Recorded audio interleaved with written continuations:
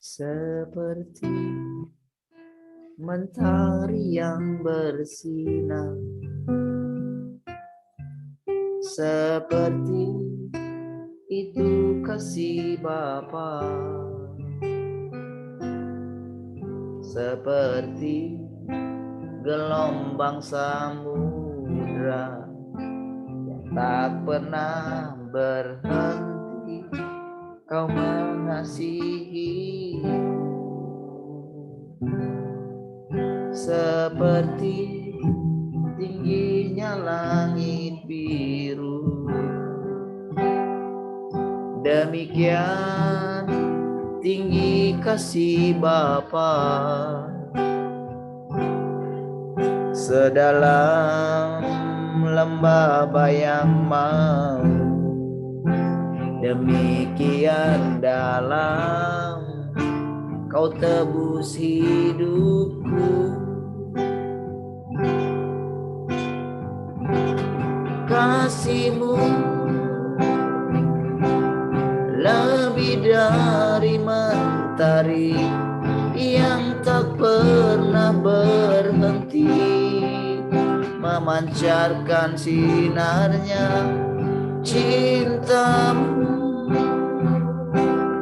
lebih dari samudra, tenggelamku di dalam kesetiaan-Mu Tuhan. Terima kasih. Haleluya.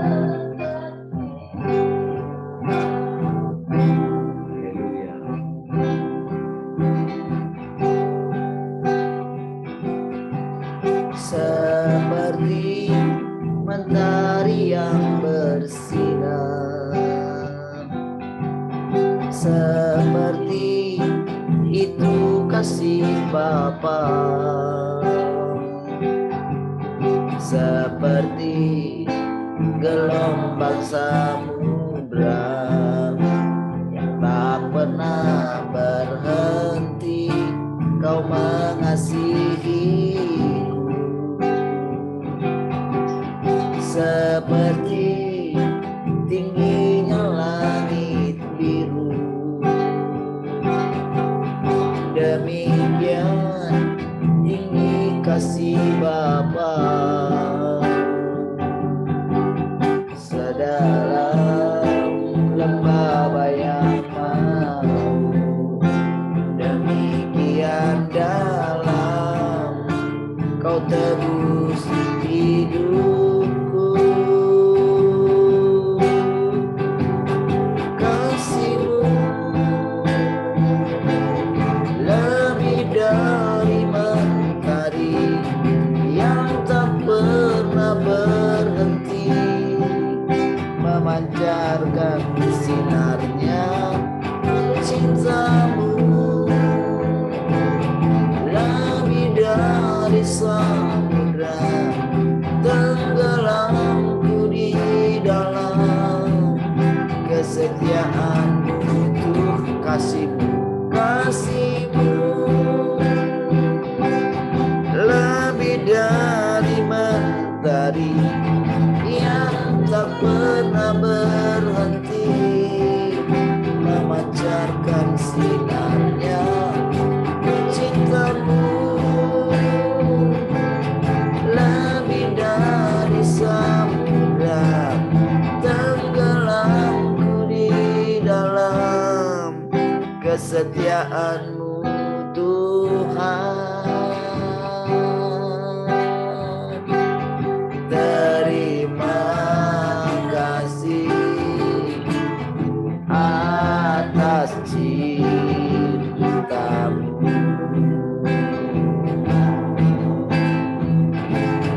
Terima kasih atas cinta-Mu.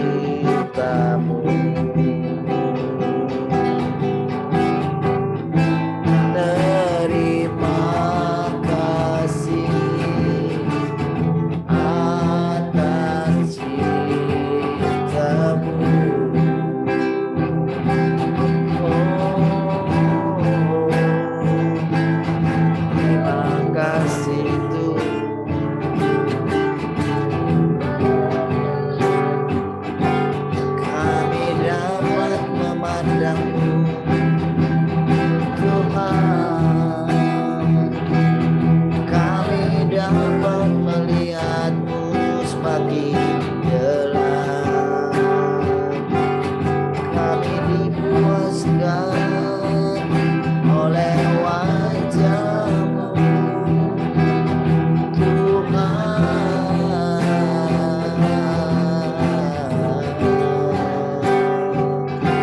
kami dapat duduk diam di kaki-Mu, Tuhan. Kaulah segalanya, tak tergantikan, Tuhan.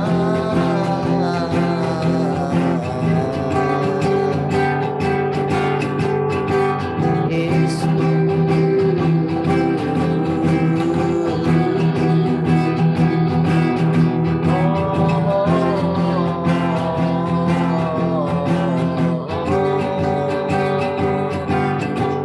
haleluya.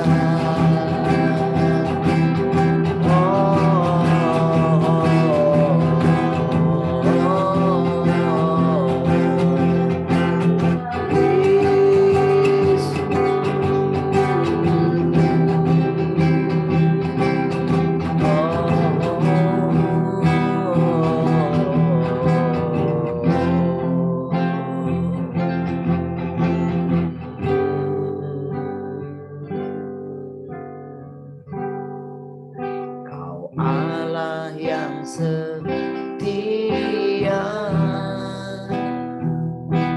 penolong dalam kesesakan, sumber kekuatan di saat aku membutuhkan.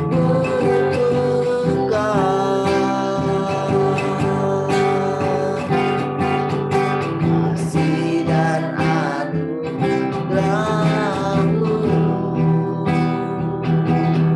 membuatku sujud bertelut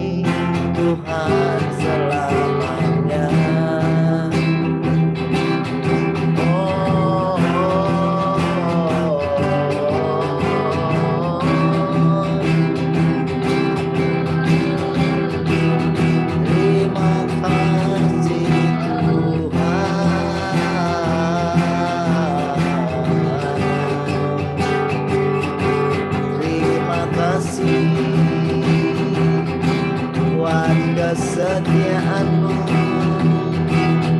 Tuhan atas hidup kami.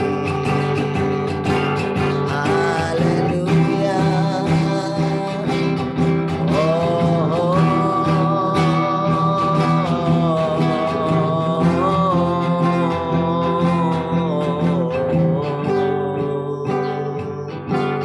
terima kasih Tuhan, kami bersyukur setiap pagi dapat bersekutu dengan-Mu, dapat memandang wajah-Mu yang sesungguhnya.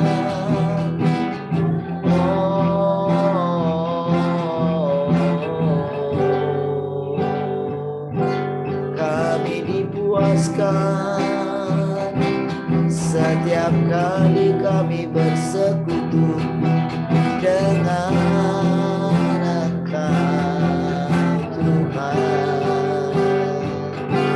Engkau membawa kami ke dalam hati-Mu setiap saat, setiap waktu. Engkau segalanya, Engkaulah nafas hidup kami.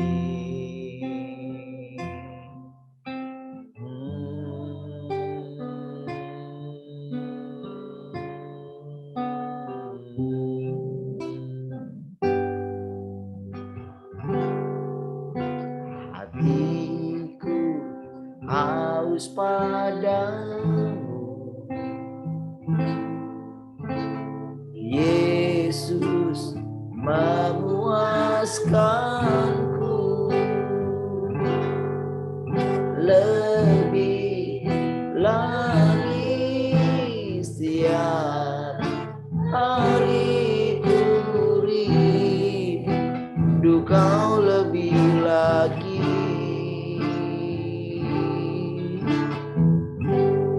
Yesusku.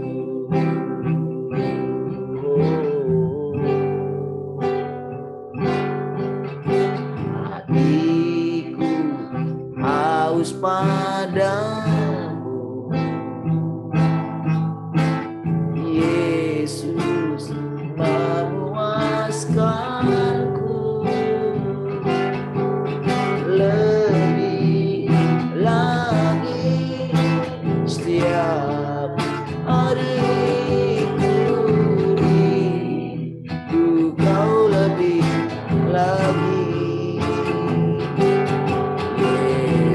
lebih lagi, lebih lagi setiap hari ku rindu Kau lebih lagi, Yesus lebih lagi, lebih setiap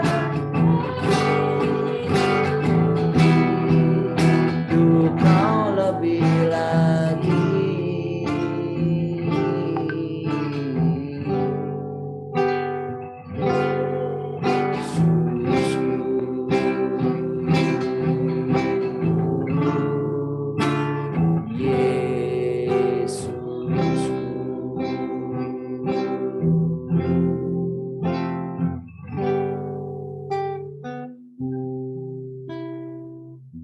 Terima kasih Tuhan, kami bersyukur pagi hari ini.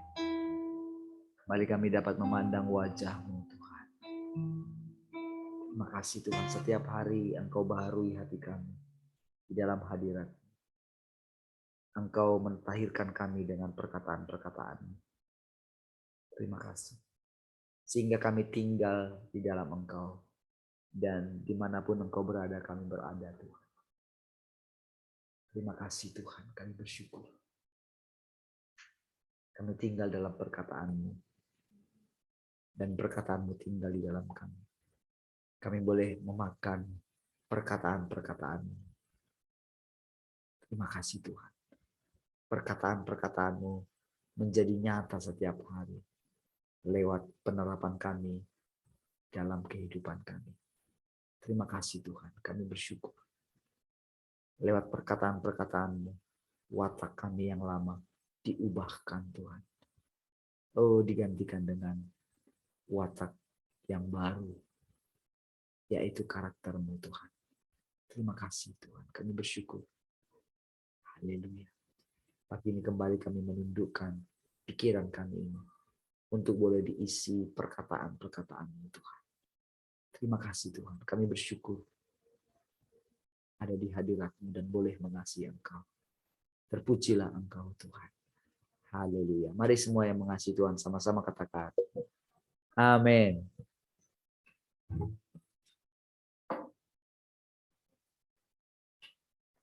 Ya, puji Tuhan. Shalom semua. Ya, sudah pas jam 5. Baik.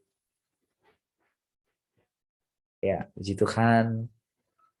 Gimana kabarnya pagi ini?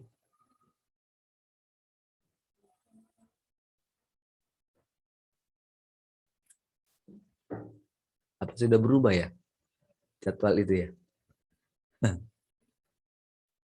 Betul apa? Kok masih ada itunya ajannya ya? Jam 5 ini. Biasanya kan jam 5 kurang. Cek, suaranya jelas kah? Jelas ya?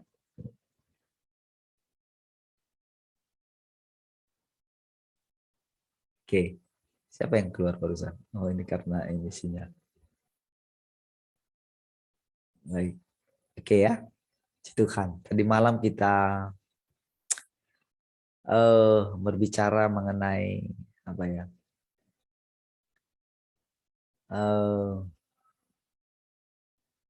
Bagaimana kita merasakan atau ya merasakan kehadiran Tuhan yang nyata gitu ya. Kita dapat memandang Dia sebagaimana adanya Dia gitu.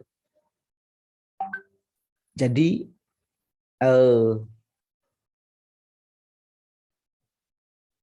perbedaannya dulu dengan sekarang itu adalah kita memandang sekarang itu kita memandang apa ya, kesempurnaannya Dia gitu. Kenapa bisa kita katakan berbeda gitu? Karena Dia setiap hari semakin memperjelas siapa sesungguhnya Dia. Dulu orang-orang ya sebelum kita ya, orang-orang kudus sebelum kita, mereka punya pengalaman ya berjumpa dengan Tuhan baik lewat malaikat gitu ya. Kan di ayat itu kan jelas gitu. Musa sangat hati-hati menulis gitu ya ketika Tuhan menampakkan diri kepada Abraham gitu ya. Di situ kan terus lagi ada cerita mengenai Henokh yang bergaul karib dengan Tuhan atau berjalan bersama dengan Tuhan selama 300 tahun. Dimulai dari umurnya yang 60 kan.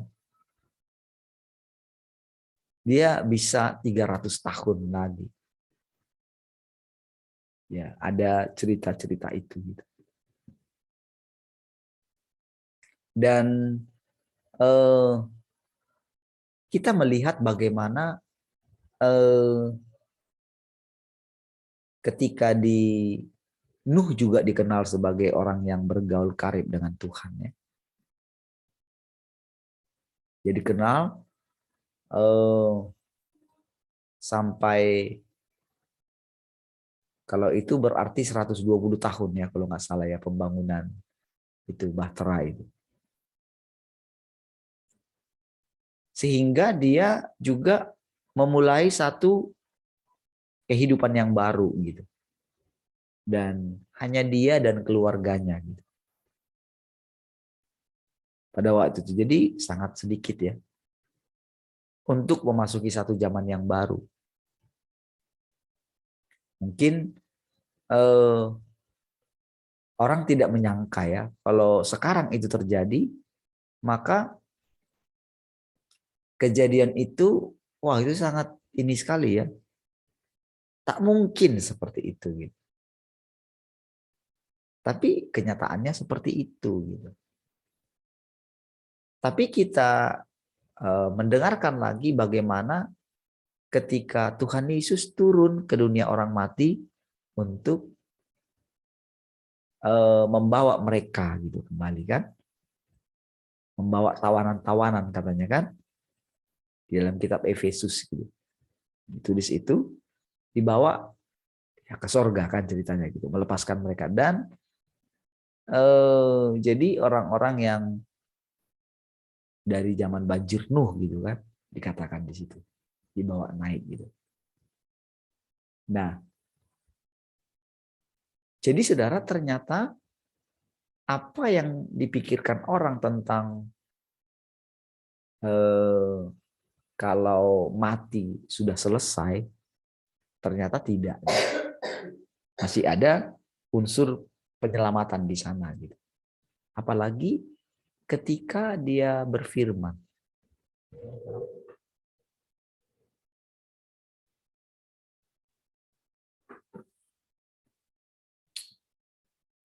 Jadi ketika dia berfirman, maka kita masuk ke realita yang baru, saudara. Makanya dikatakan kita mesti mendengarkan atau mengikuti firman Tuhan yang sekarang, gitu, yang zaman sekarang. Kalau tidak, saudara, kita itu nggak akan berkenan sama Dia. Walaupun kita sampai mempersembahkan tubuh kita ini untuk dibakar, atau kita mati-matian sampai mati martir sekalipun gitu, demi menginjil misalnya, gitu, demi pergi kemana-mana gitu, maka orang itu akan dianggap sebagai pembuat kejahatan, sekalipun sampai mati martir gitu.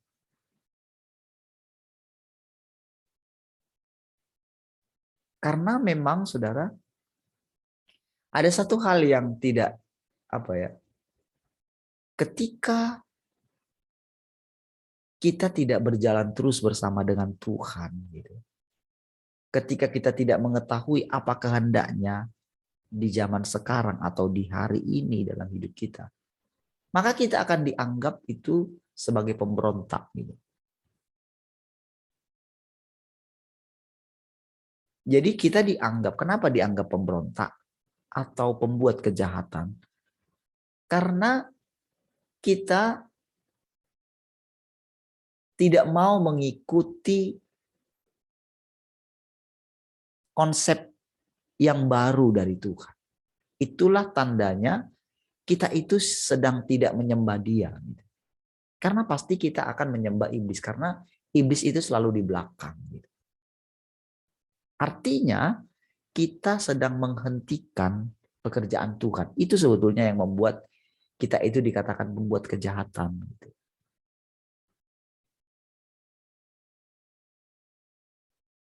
Supaya kita mengerti kenapa kita mesti mendengarkan perkataan yang sekarang. Artinya kita itu sudah ada di zaman kedatangan Tuhan. Atau kita sudah memulai namanya di dalam kerajaan. Jadi yang ada adalah pendisiplinan kita. Jadi dengan firman Tuhan zaman sekarang itulah makanya kita bisa berjalan terus. Kalau tidak, saudara, kita itu akan mengganggu Tuhan gitu. Misalnya saudara, ketika dalam keadaan apa kita, kalau kita masih terus merengek-rengek gitu untuk masalah kita gitu. Padahal kita lagi diuji gitu. Ketika kita melihat keadaan, lalu keadaan di seputar kita, lalu kita berespon negatif gitu. Ketika kita salah berespon gitu, maka kita akan dianggap sebagai pemberontak gitu. Karena kita tetap di pikiran kita yang lama gitu. Makanya saudara, kenapa Tuhan jadi ibaratnya begini saudara. Kalau di masa yang lalu Tuhan itu marah dengan ahli Taurat, saudara lihat, saudara, bagaimana Tuhan sampai kesal sekali gitu. Tapi pada akhirnya dia itu bilang begini, ada banyak hal yang kuhakimi tentang kamu. Tapi aku tidak menghakimi kamu. Aku akan pergi dan kamu akan mati dalam dosamu, katanya. Jadi dia mengatakan itu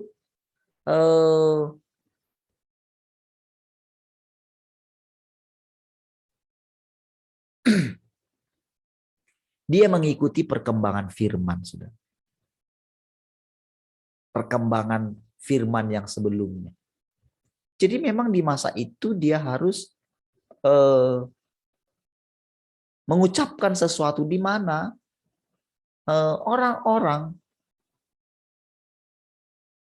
orang meniupkan seruling, kamu tidak bernyanyi. Jadi tidak merespon sama sekali karena sudah mati. Ya. Jadi kalau itu kejadian itu berulang lagi, itu sama dengan menyalibkan Tuhan kedua kali. Nah, jadi pada waktu Paulus menuliskan itu, saudara, ketika diterjemahkan oleh orang-orang zaman sekarang tentang bagaimana itu menyalibkan Kristus kedua kali gitu. Itu salah sekali gitu. Keliru sekali gitu. Jadi orang punya teori tetapi praktek tidak punya gitu. Makanya yang menjelaskan ayat-ayat firman Tuhan itu bukanlah Tuhan, tapi imajinasi mereka, gagasan mereka. Dan tahukah saudara, di hadapan Tuhan, saudara, kalau perkataan-perkataan manusia itu, saudara, tetap seperti itu berarti maka itulah yang menghalangi pekerjaan Tuhan. Karena kan perkataan, kan semua kan akibat perkataan. Inilah sebetulnya yang sedang terjadi dengan wabah yang sedang terjadi kan. Sebetulnya kan propaganda perkataan semua. Jadi ketika seorang memikirkan tentang itu lalu dia ucapkan, kan itu yang terjadi. Kan diubahkan keadaan itu kan dengan kata-kata. Seperti yang saya ceritakan semalam ya, tentang kejadian yang di Jawa Tengah itu, saudara. Itu kan sudah jelas-jelas, saudara. Orang yang di lapangan itu berkata bahwa ya memang ditangkap gitu dan suasananya mencekam, bahkan sampai dijemput dari rumahnya gitu. Orang yang dianggap provokator. Padahal saudara, orang kampung itu memang tidak mau tanahnya itu ditambang. Memang tidak mau karena apa? Jadi yang pendamping mereka. Jadi kejadiannya kan sudah dari sejak 2013 kalau nggak salah. Udah cukup lama. Karena itu sudah puluhan tahun mereka di sana. Dan itu mereka tidak mau merusak karena apa? Misalnya ada pohon durian di sana gitu, yang itu sepanjang tahun kan menghasilkan, kan kalau dirusak gitu itu puluhan juta, 50. Jadi hitung-hitungan mereka itu ya kalau mau 50 juta itu 1 tahun loh hasilnya, katanya kira-kira seperti itu gitu. Karena pokok durian mereka itu yang sangat terkenal gitu menurut ceritanya di situ gitu. Pokoknya intinya tidak mau ditambang karena akan merusak ekosistem gitu. Nah, jadi sampai dipaksa seperti itu, kejadiannya kan kelihatan gitu. Sampai listriknya dimatikan, internetnya dimatikan. Gitu. Terus ujuk-ujuk pemerintah mengatakan di sana aman, terkendali. Coba gitu.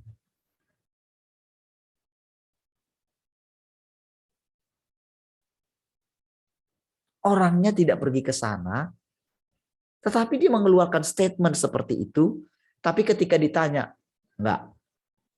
Pokoknya keadaannya seperti itu. Gitu.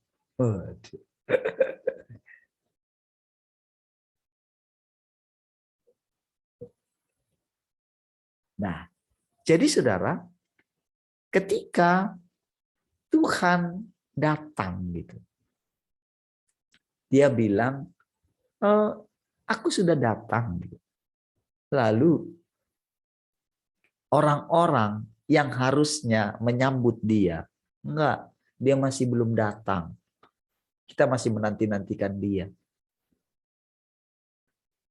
Saudara bisa bayangkan, saudara, pekerjaan penyempurnaan Tuhan itu enggak terjadi. Makanya, saudara, disinilah kita sebetulnya dari ketika kita mendengarkan bahwa Tuhan sudah datang.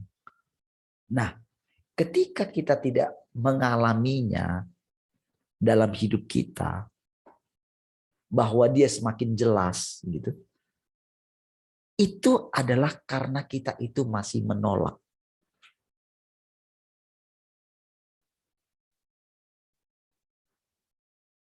Sehingga tidak bisa melihat penyempurnaan Tuhan gitu.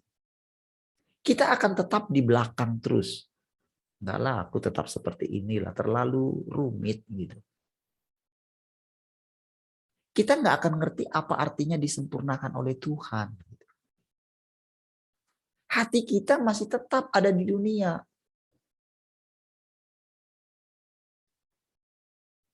Makanya pengalaman seperti istri Lot menjadi tiang garam. Seperti dikatakan ditarik dari api. Gitu.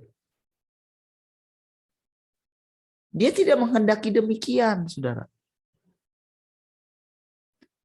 Dia tidak menghendaki. Makanya kalau saudara lihat dalam kitab Wahyu itu, akan disiksa katanya.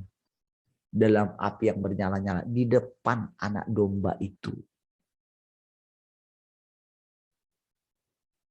Saudara bisa bayangkan gitu. Di depan anak domba.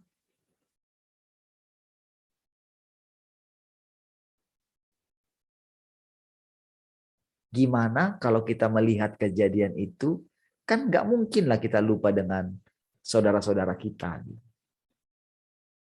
Ketika kita melihat di depan mata kita terjadi, tapi karena kita pikir itu nanti, maka ketika kita lihat dalam keadaan yang nyata sekarang,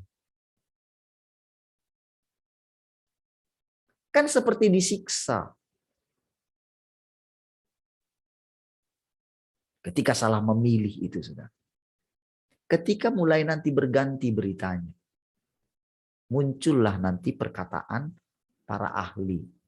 Mulailah mereka diberikan Tuhan keberanian untuk menyatakannya. Kan sekarang kan sudah sporadis. Muncul orang-orang yang sudah berani mengatakan segala sesuatu tersingkap.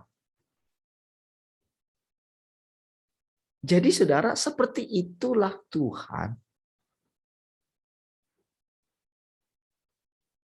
Dengan kata-kata. Jadi Tuhan itu sudah bekerja sebetulnya. Terus bekerja dia. Cuman tidak diketahui oleh ciptaan ini gitu. Jadi saudara, ketika sekarang ini kita dibawa duduk di kaki Tuhan, maka sekarang terang benderang bagi kita, saudara. Apa yang sedang terjadi? Oh, polanya begitu ya. Bagaimana Tuhan memulihkan? Itu semakin terang benderang. Dan hasil daripada itu, saudara, hasil yang nyata adalah kita itu mengalami semua yang difirmankan oleh Dia. Jadi benar-benar saudara, polanya itu saudara bukan interpretasi. Kita bukan diajar manusia lagi.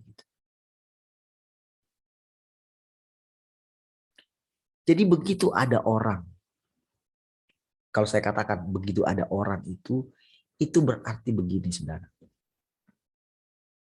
Ketika saya sampaikan diri saya, gitu, misalnya saya ngomong, kan saya yang ngomong. Tetapi dalam hal ini kan saya jadi berhati-hati. Karena sebetulnya yang saya katakan, yang ngomong itu Tuhan. Tapi kalau saya katakan itu terus terang, orang yang tidak mengenal saya, tidak mengerti saya, maka dia akan menganggap saya menghujat Tuhan. Jadi ketika Tuhan Yesus mengatakan aku dan Bapa satu, sama seperti ketika kita mulai mengatakannya. Dan kalau kita tidak mengatakan itu, berarti apa yang disampaikan oleh Tuhan yang dulu itu tidak akan pernah menjadi kenyataan. Kalau orang-orang terus membicarakan tentang isi Alkitab, tapi tidak pernah mengalaminya, tidak mengalaminya nyata gitu loh. Saudara, coba ya kita lihat dulu lanjutan yang kemarin. Siapa tahu pas di situ ya. Mari kita lihat dari Wahyu 19 itu. Coba. Wahyu 19.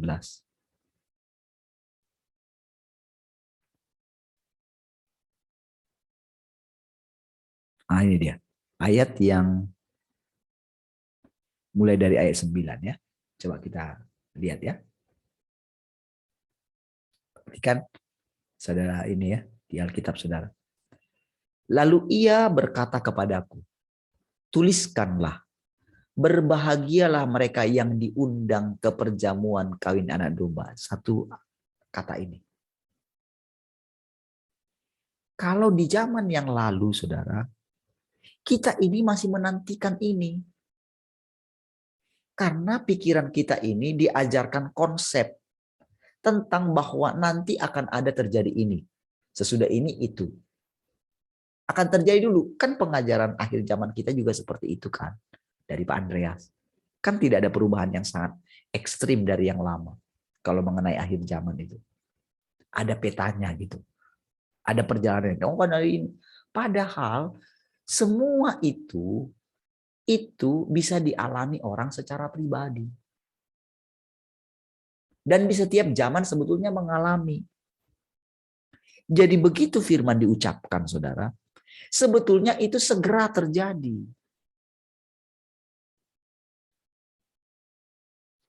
Makanya ketika dikatakan pola pengelolaan Tuhan 6.000 tahun sudah segera berakhir gitu. Itu sudah jadi cara firman itu seperti itu. Jadi ketika seharusnya saudara kita mendengar ini dan dilihat juga dari waktu kita itu mengikut Tuhan, sudah sewajarnya kita sampai di zaman ini. Karena Tuhanlah yang membawa kita ke zaman itu, bukan kita. Cuman karena pola pikir kita itu masih terus terbelakang. Jadi kita itu ditawan sebetulnya. Ditawan oleh sejarah. Maka terus mereka-reka itu dalam kegelapan, saudara. Karena manusia tidak bisa menerangkan ini gitu.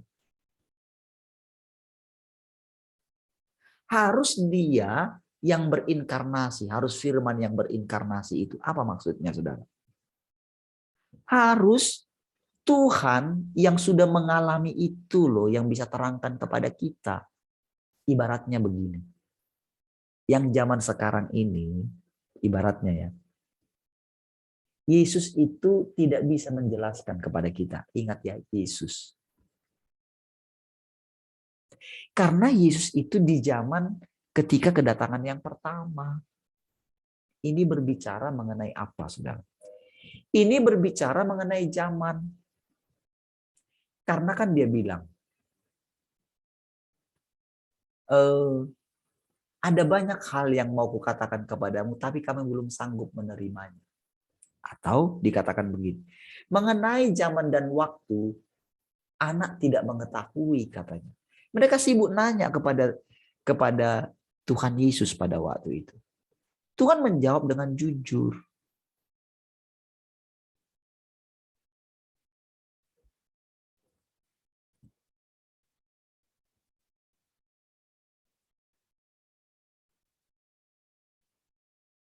Makanya orang-orang selalu terus memprediksi. Tidak melihat bagaimana Tuhan itu menjawabnya di zaman yang sekarang.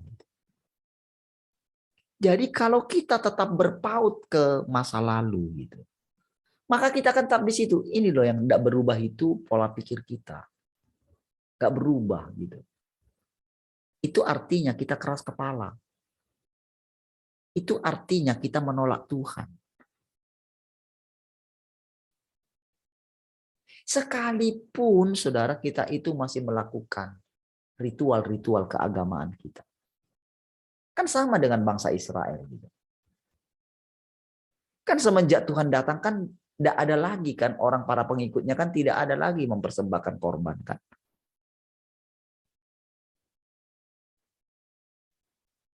Sama dengan saudara orang sebelah ya yang radikal-radikal itu. Tahu nggak apa yang membuat mereka radikal? Karena pola pikir mereka tetap di masa yang lalu, di mana mereka harus pakai pedang, harus apa namanya mempertahankan iman mereka, gitu. Mati-matian. Gitu. Sehingga karena firman Tuhan itu yang dalam kitab mereka itu, saudara, mengatakan demikian, itu menguasai alam dan pikirannya. Sehingga kematian mereka itu menjadi, Tuhan bilang saudara, pembuat kejahatan. Makanya dikatakan akan tiba waktunya, orang akan membunuh kamu dan menganggap mereka melakukannya demi Tuhan.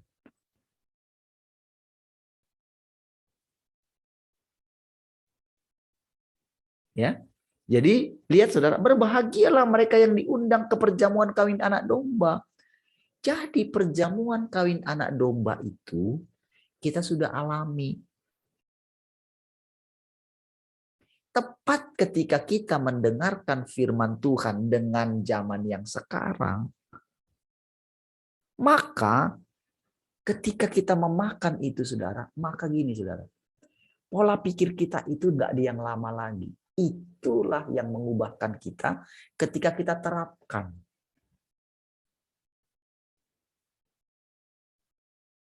Jadi kalau di yang lama, saudara, karena kita masih menanti-nantikan Tuhan, berarti kan kita belum dihakimi dong. Berarti kan kita nunggu mati baru dihakimi.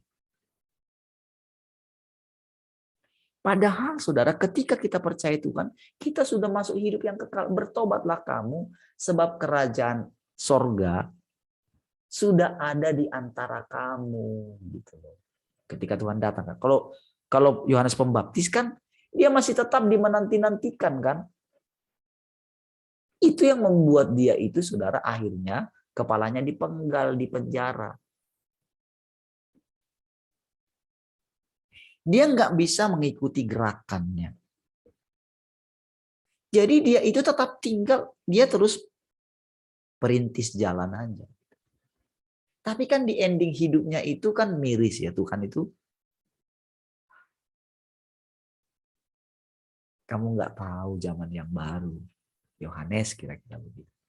Karena dia tetap istilahnya harusnya dia nggak perlu melakukan itu, tapi karena itu dia terkenal, maka dia melakukannya.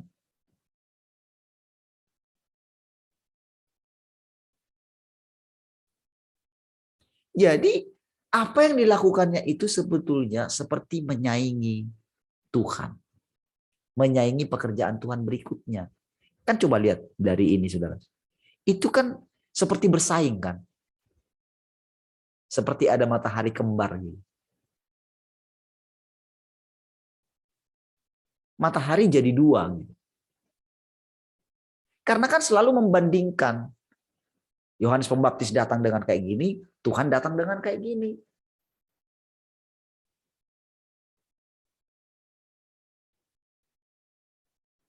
Murid-murid Yohanes berpuasa. Kenapa murid-muridmu tidak? Murid-murid Yohanes menghormati hari Sabat. Kenapa kamu tidak? Dibandingin terus, saudara. Makanya puncaknya adalah ketika dia bertanya, engkaukah yang kami nantikan itu? Coba.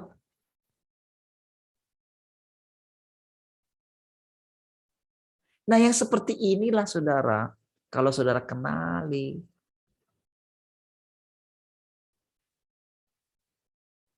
diri saudara sendiri. Jadi setiap kata, jadi ketika pola pikir kita ini berubah.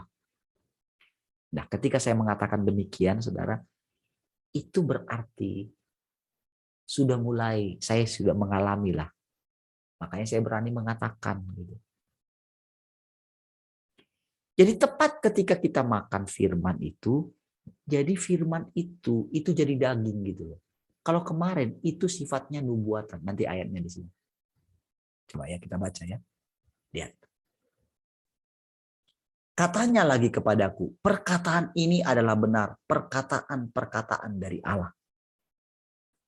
Lalu lihat, maka tersungkurlah aku di depan kakinya untuk menyembah dia. Perhatikan. Saudara pastilah, saudara orang-orang, kan Yohanes ini kan, dia kan bukan langsung jadi murid Tuhan kan.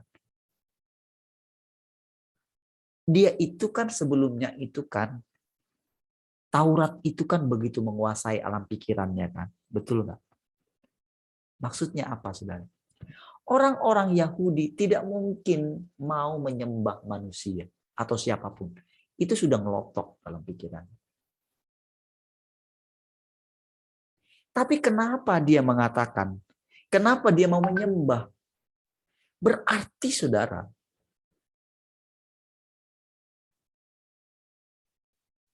ketika dia mengatakan, ketika suara yang mengatakan itu, saudara,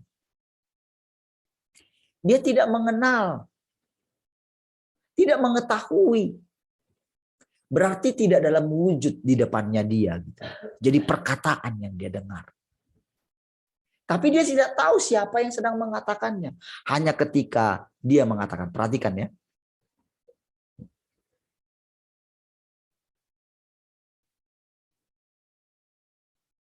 Janganlah berbuat demikian. Aku adalah hamba sama dengan engkau dan saudara-saudaramu yang memiliki kesaksian Yesus. Perhatikan, saudara. Dua kalimat berikut ini sangat penting, saudara. Lihat ya. Sembahlah Allah. Karena kesaksian Yesus adalah roh nubuat. Saudara mengerti perkataan ini? Apa maksudnya?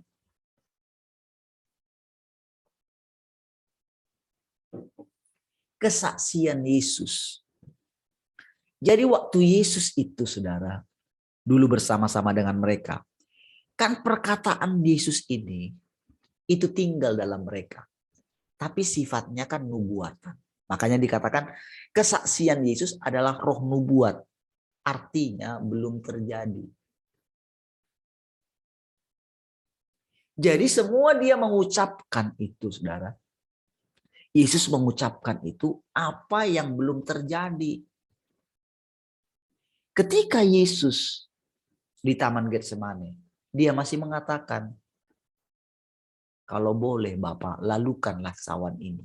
Berarti kan dia itu masih punya kehendak toh. Dia belum melihat seluruhnya. Karena pada waktu itu dia sedang mengalami, sedang mewakili kita semua. Yang punya kehendak. Makanya dia diizinkan mengucapkan perkataan itu. Jadi saudara, roh Allah yang di dalam dia. Perhatikan Allah yang di dalam dia. Yang sedang dialaminya, seluruh kepenuhan Allah. Sekarang mari kita lihat perbedaannya sedikit dengan Allah yang sesungguhnya. Ibaratnya begini saudara, sebetulnya perkataan ini. Ibaratnya ketika dia ngomong, aku sama seperti engkau yang memiliki kesaksian Yesus. Jadi Yesus menyamakan dirinya sama, kita sama nih. Misteri ini tidak diketahui oleh Yohanes. Ini jugalah yang membuat pengertian para ahli teologi itu, saudara, itu campur aduk semua.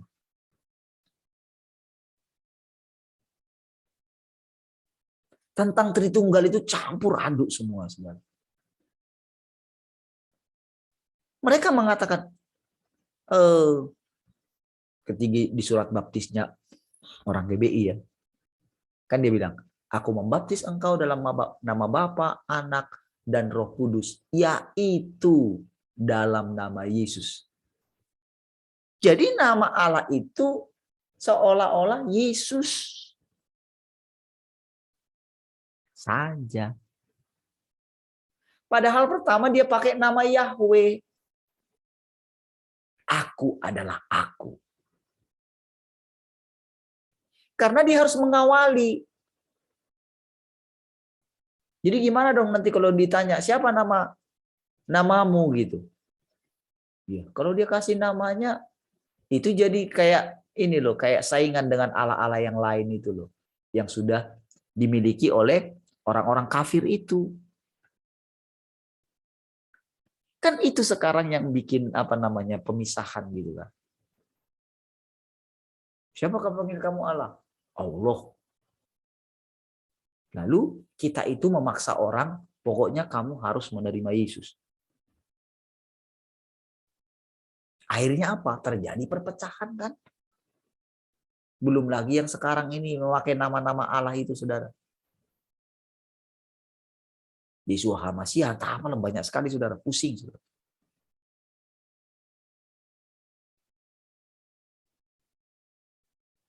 Udah bilang Bapak Yahweh lagi, segala macam. Yahweh Elohim lagi. Aduh.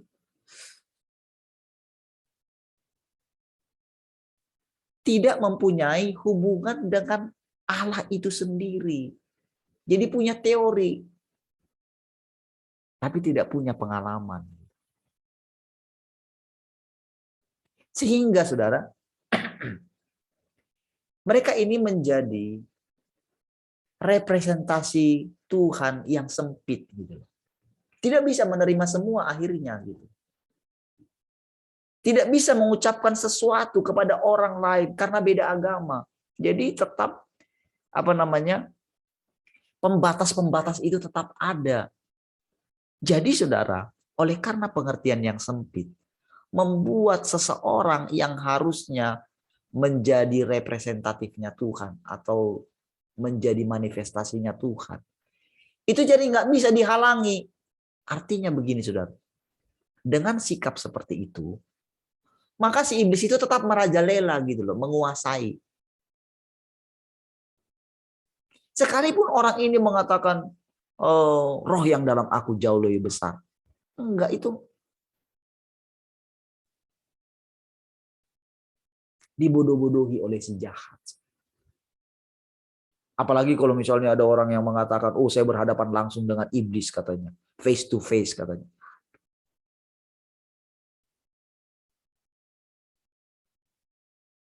Maka mereka kan terus mengalami peperangan, saudara. Akan diserang, saudara. Karena apa? Ya alam pikirannya tetap di situ. Maka terus akan berperang. Maka iblis membuat seolah-olah itu genting gitu. Karena pikirannya tetap di sana, saudara. Coba dengan pengertian yang sekarang, Tuhan sudah datang.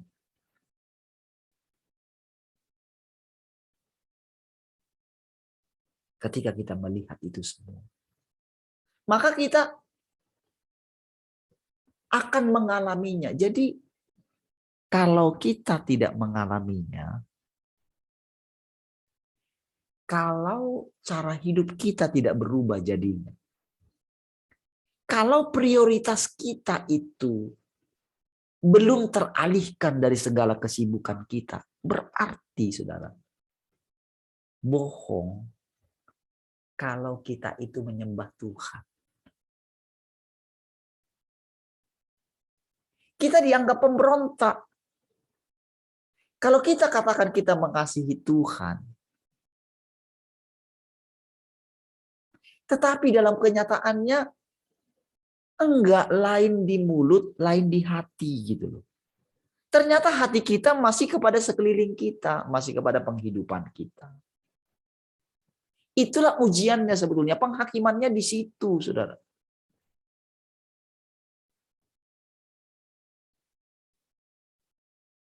Kita nggak percaya dalam keadaan kita diizinkan kita mengalami kelemahan tubuh. Gitu. Berkali-kali kita diizinkan mengalami kurang istirahat. Lalu ketika diuji, gimana? Nanti akan banyak ujian, kita akan dibawa ke satu tempat yang berbeda.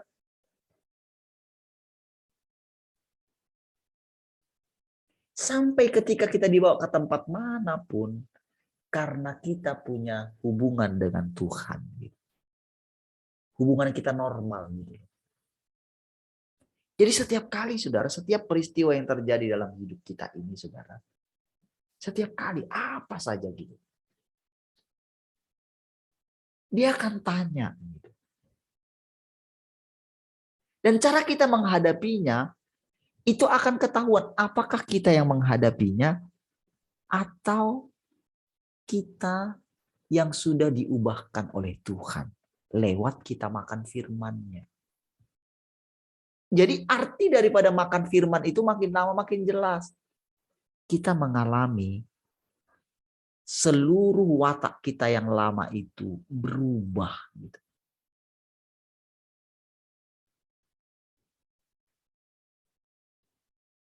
Jadi pikiran kita ini berubah dulu gitu loh. Kalau tidak, saudara, semua yang kita bicarakan itu basa-basi. Dan orang tidak akan mengalami Tuhan lewat hidup kita.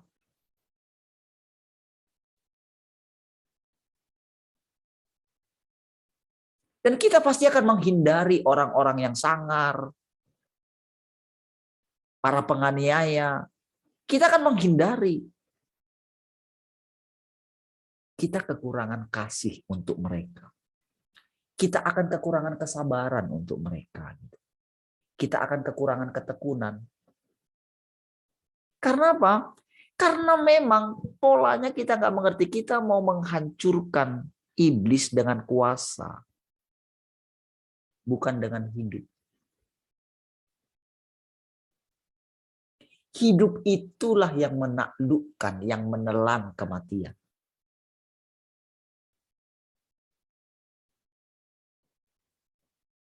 Jadi selama ada gejolak-gejolak di dalam hati kita, saudara, ketika kita melihat ketidakadilan dan segala macam. Di situ, saudara, itu berarti kita itu tetap masih dalam konsep yang lama. Jadi ini saudara selalu saya perhatikan di dalam diri saya.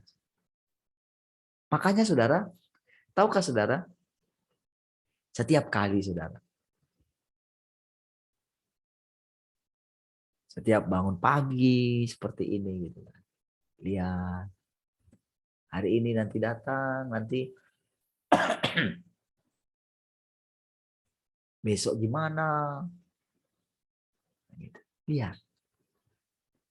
Karena sebelum kita dipakai menaklukkan yang di luar sana, Tuhan sudah menaklukkan kita duluan. Dan kata menaklukkan ini, saudara, itu tidak seperti berjuang melakukan memakai otoritas. Bukan. Tetapi benar-benar seluruh perkataan Tuhan itulah yang menaklukkan kita. Jadi pikiran kita ini, saudara, alam pikiran kita ini, makanya dikatakan ditaruh dalam di kepalanya, di dahinya gitu. Jadi kita menyembah Tuhan itu, saudara, itu dari memang dari hati kita. Tapi hati kita ini dirubah karena pusatnya di sini, di dalam pikiran kita, di dalam akal budi kita ini. Karena yang dirusak ini di sini.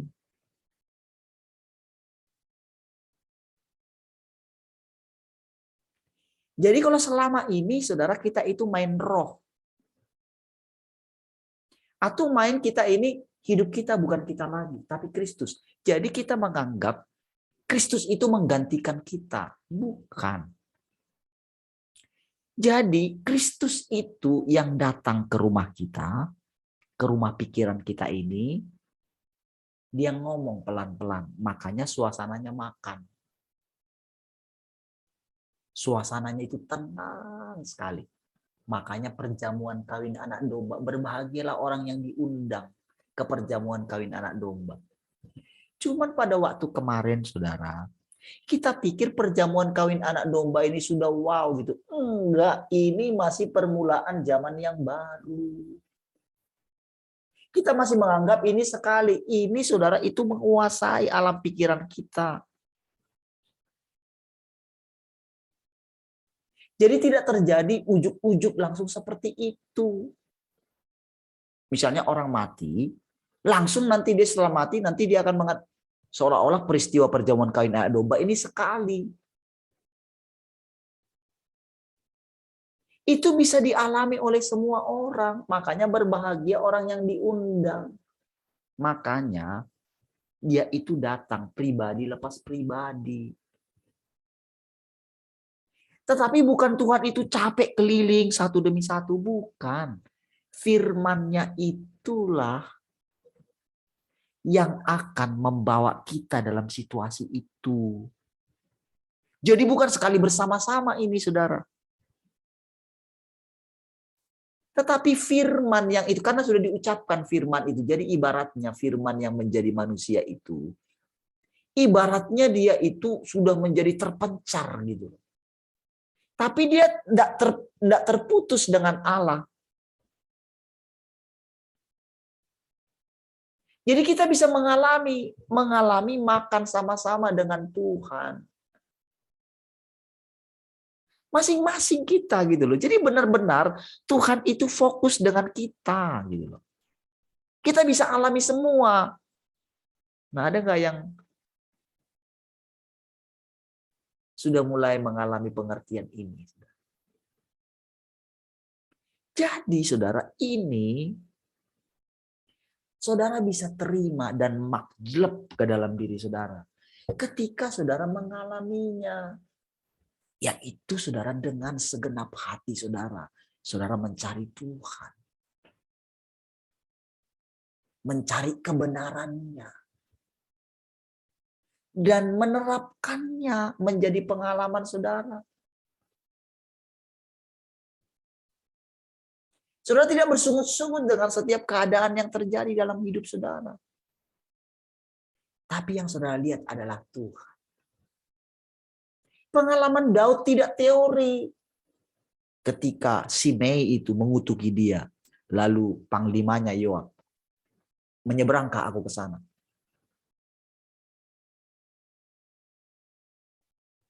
Saudara, dia tahu.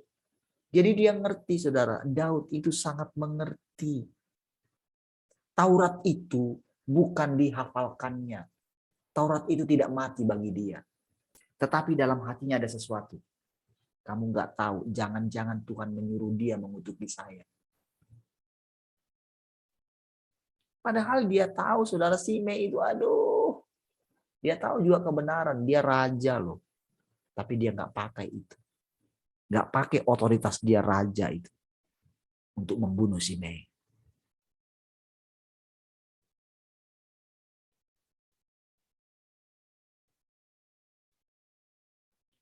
Jadi saudara, dia izinkan. Tapi lihat di akhir hidupnya.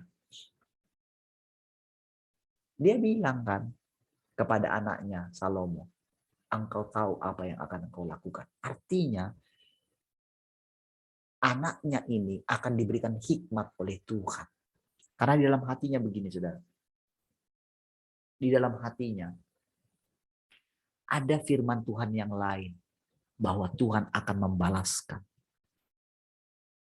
Karena begini, waktu saya dulu sudah diurapi menjadi raja oleh Samuel gitu. Ketika Saul mengejar-ngejar saya, pada waktu itu saya pegang punca jubahnya. Dan dia sudah punya kesempatan membunuh Saul. Tapi dia tidak membunuh Saul.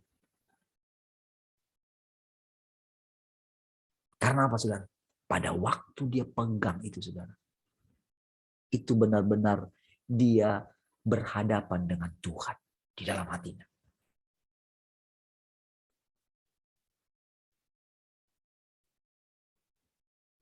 Ini sebetulnya Tuhan yang nyata itu begitu. Jadi ketika kita dalam kehidupan kita setiap hari, saudara. Ketika berhadapan dengan pengemis, ketika berhadapan dengan preman, apa saja gitu loh. Kita akan cek, takut nggak kita? Kalau kita takut, berarti Tuhan itu tidak betul. Kita itu jadi begitu keadaan seperti itu, saudara. Itu, saudara, firman yang sudah kita terima tadi, itu dia seperti pribadi.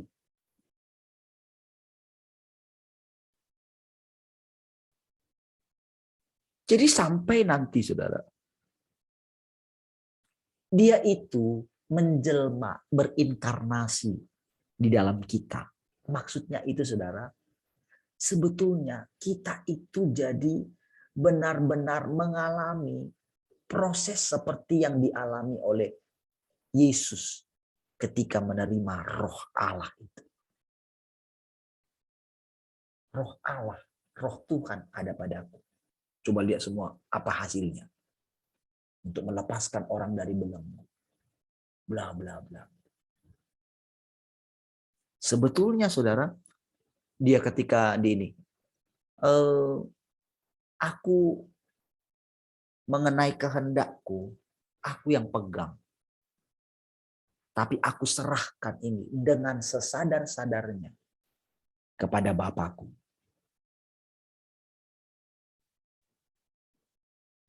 Dia tidak menganggap kesetaraan dengan Allah sebagai milik yang harus dipertahankan.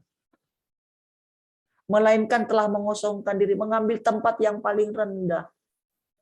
Jadi kita diizinkan mengalami tempat yang paling rendah setelah sebelumnya kita itu memiliki pengertian roh Tuhan, roh yang ada dalam aku jauh lebih besar dari segala roh yang ada di dunia ini. Berarti, saudara, itu adalah pengalaman kuasa Tuhan yang begitu nyata dalam kita. Oke? Nah, sekarang kita itu mengalami bagaimana namanya Tuhan yang penuh kuasa itu. Yang bisa buat mujizat. Kita yang bisa sebetulnya kita ditentukan menjadi kepala.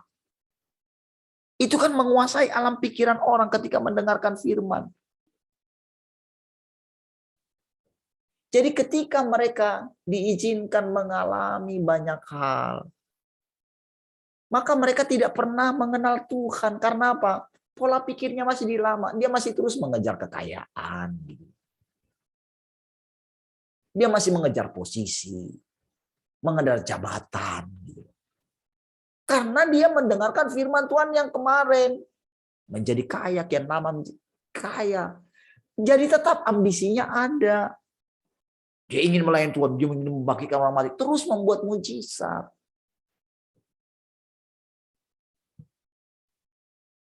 Dia terus ingin melebarkan kerajaannya sendiri. Tapi dengan perkataan melebarkan kerajaan Allah. Itulah yang membuat, saudara, kekristenan itu ditolak.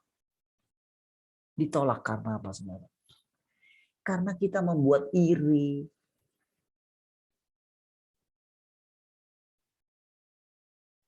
Saudara-saudara kita yang lain.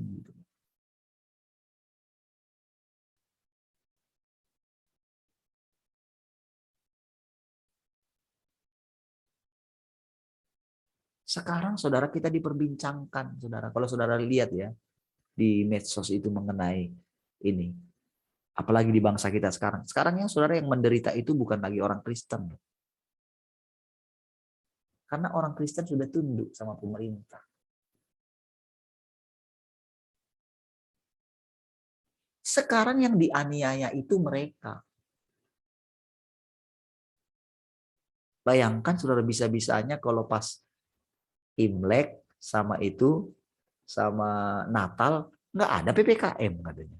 Tapi kok pas ini sudah mau dibuat lagi PPKM? Pas mau Lebaran. Apa nggak marah?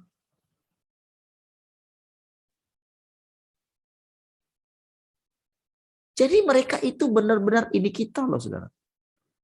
Udah berbalik sekarang, saudara. Jadi enggak lah.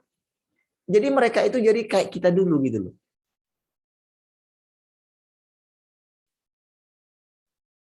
Dan tahukah saudara, di dalam mereka kalau saudara perhatikan saudara sekarang ini, saudara, seperti yang saya ceritakan kemarin ini. Kita memang melihat itu terjadi katanya. Tapi perbanyaklah doa katanya. Sambil di dalam mereka ini menantikan penghakiman Tuhan bagi semua mereka. Padahal Tuhan juga sedang menghakimi mereka. Sama saja. Tapi sebetulnya kalau kita perhatikan sekarang.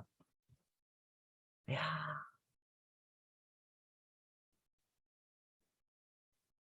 Sudah terbalik.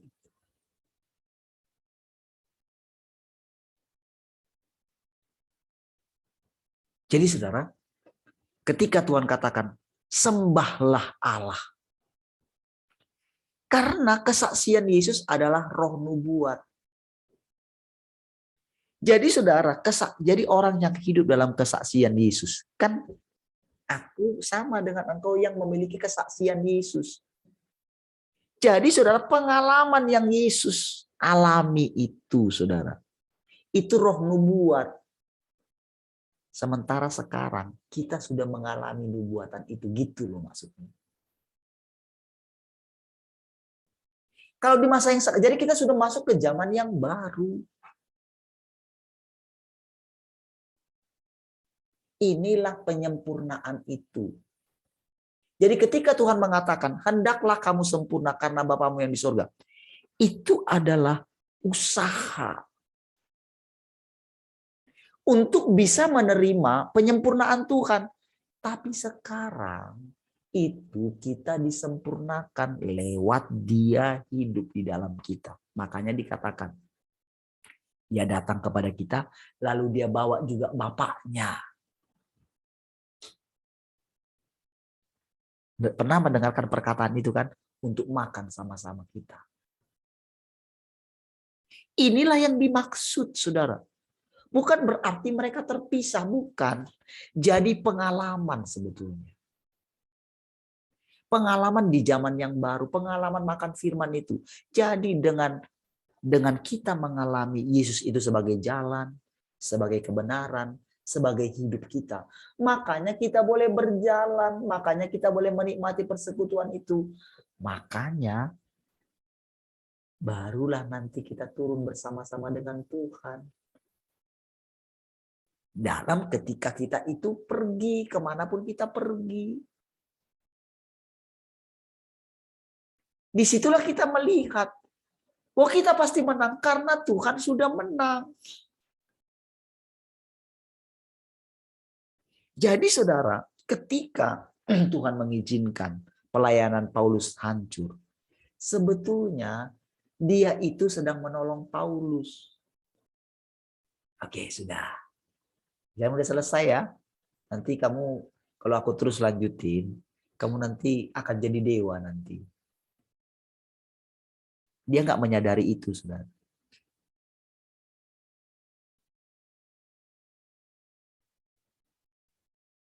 Disitulah saudara kita itu dihancurkan kehidupan kita di hati ini.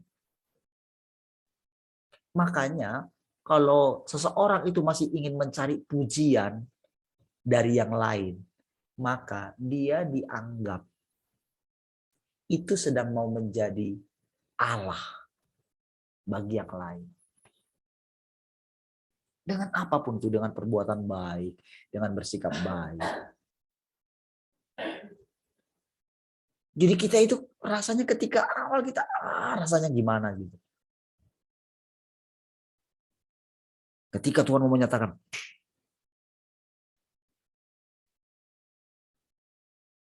makanya saudara mungkin ya orang akan benci saya gitu. Tetapi kalau saudara suatu saat nanti mengalami dan ngerti apa itu ditundukkan oleh Tuhan, saudara akan mengerti yang saya alami. Akan mengerti di mana gejolaknya. Karena apa saudara? Sekarang kan coba perhatikan saudara Petrus itu saudara. Bukankah dia baik? Guru, itu tidak akan terjadi padamu. Tuhan menghardik dia. Padahal niatnya baik. Nyala engkau iblis. Saudara, ketika kita sudah 1 tahun, tahukah saudara, di gereja kita yang lama, mereka sudah 3 tahun.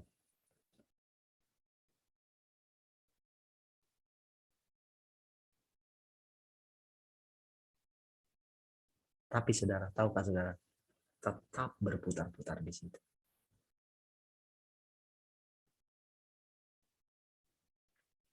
Tepat seperti dulu saya lihat, jadi ketika orang itu bicara, saya tahu, saudara. Karena dulu saya sudah pengalaman dengan kemunafikan mereka. Dan saya lihat tetap, saudara, memolesnya, saudara. Tapi kalau misalnya Tuhan yang datang kepada mereka, Tuhan datang misalnya, Tuhan yang sekarang, kira-kira kalau aku ambil semua ini dari engkau, bisakah engkau tetap mengasihi aku? Saya yakin tidak.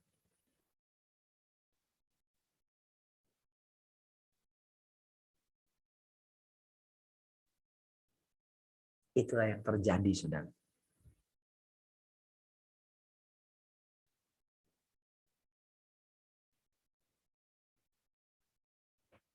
Jadi kita bisa lihat sendiri, saudara. Sesuai dengan pengalaman kita. Ketika saudara saya lihat gitu ya, dari 3 tahun ya, hebat juga ya Tuhan 3 tahun. Kami masih 1 tahun. Walaupun kita ditambah 2 hari ya, sama malam ya.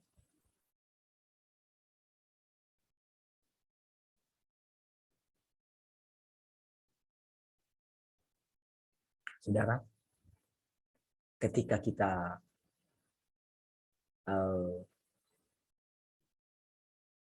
melihat itu, saudara, ketika saya melihat itu, saudara, Tuhan itu menunjukkan perbedaannya. Lewat apa, saudara? Kan dia tahu, saudara, pengalaman kita. Dia tahu bagaimana, apakah, kan kita yang tahu. Apakah kita sudah menundukkan diri atau tidak. Pasti, saudara. Karena tiap kali kita diuji. Tiap kali kita itu masuk ke hadiratnya. Seperti asap, dia masuk ke tempat yang paling dalam. Barulah tahu. Makanya Tuhan tunjukkan, begitu nanti saudara diberitakan lagi. Karena agak tenang nanti. Jadi minimal gini, saudara. Sekarang ini kan, tadinya kan seolah-olah pemerintahan kita ini akan lanjut terus. Ketipu ya. Tapi saudara, sekarang ini saudara, dengan peristiwa-peristiwa yang sedang terjadi, saudara, nggak mungkin.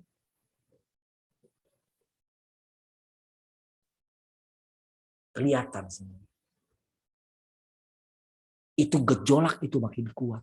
Dan tahukah saudara, begitu digantikan, pemerintahan ada di tangan Tuhan. Tahukah saudara, begitu berganti orangnya, berarti ada satu kebebasan. Berarti gini, perkataan-perkataan yang tadinya itu saudara tersembunyi, sekarang itu media mainstream mulai memberitakannya. Sekarang ini sudah mulai berani, saudara. Saya lihat Kompas memberitakannya, CNN memberitakannya, yang sedang terjadi. Dan tahukah saudara, begitu itu menguasai headline, orang-orang yang sudah menerimanya, yang sampai 3-4 kali, bayangkan tersisanya. Jadi saudara, yang menyiksa itu perkataan. Makanya katakan perkataannya itu seperti, mulutnya itu seperti sebilah pedang, seperti keluar api katanya kan. Itu yang menyiksa saudara. Nggak bisa tidur saudara. Iya. Pikiran takut gitu loh. Jadi waktu dari takut itu masuklah. Penyakit itu masuk saudara. Wabah itu merajalela. Kenapa sekarang mereka bisa kuat? Karena apa? Mereka masih punya roh yang dalam aku lebih besar. Enggak kok. Itu yang membuat mereka kuat. Dan mereka menutup mata mereka dari, atau menutup telinga mereka dari mendengarkan informasi-informasi yang lain. Begitu selama ini kan kalau kita mengucapkan sesuatu apa gitu, itu saudara, itu mereka cut gitu, mereka marah gitu. Tapi begitu nanti media dikuasai oleh perkataan orang-orang benar, ini Tuhan yang buat semua. Cuman hatinya saja digerakkan. Tiba-tiba mereka berani menyuarakan kebenaran dan itu menyebar sporadis. Itulah artinya firman menguasai. Jadi perkataan yang sesungguhnya disitulah tersiksa. Dari situ nanti, wah itu masa depan itu hilang semua.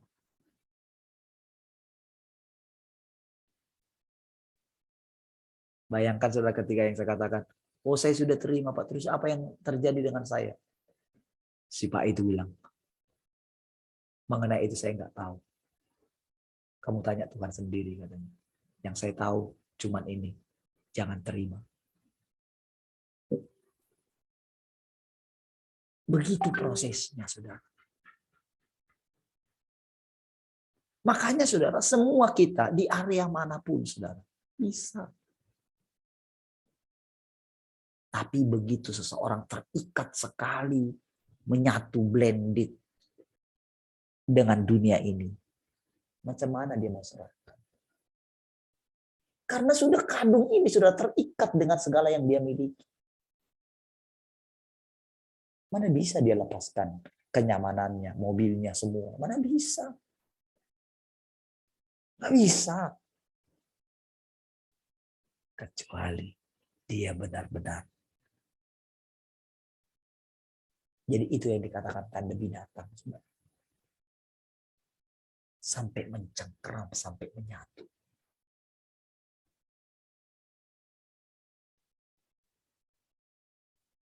nggak bisa lagi berhubungan dengan Allah, tidak punya hidup. Itulah penderitaan. Nanti mereka akan menghujat Tuhan. Oh, katanya engkau penyembuhku mengasihi, teriak. Itu kengerian yang luar biasa. Jadi selama ini sudah kita hanya dibayangkan, oh surga, neraka itu api yang enggak. Itu benar-benar penderitaan di dalam jiwa. Saudara, ketika saya cerita kemarin semalam tentang itu, tentang apa namanya, ketika saya sakit itu, saudara, itu ketika panas tinggi, saudara, kita akan mengalami satu seperti memang itu jiwa kita ini. Itu yang saya alami. Bagaimana kalau semakin meningkat, saudara? Di sana katanya jin, di sana katanya apa namanya, burung yang najis katanya. Wow, bayangkan, itu semua terjadi di dalam jiwa seseorang.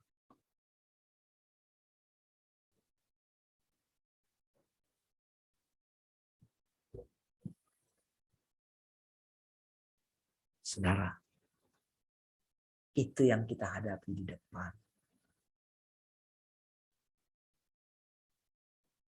Sekarang, saudara, kita melihat bagaimana hidupnya Tuhan itu kita alami atau tidak.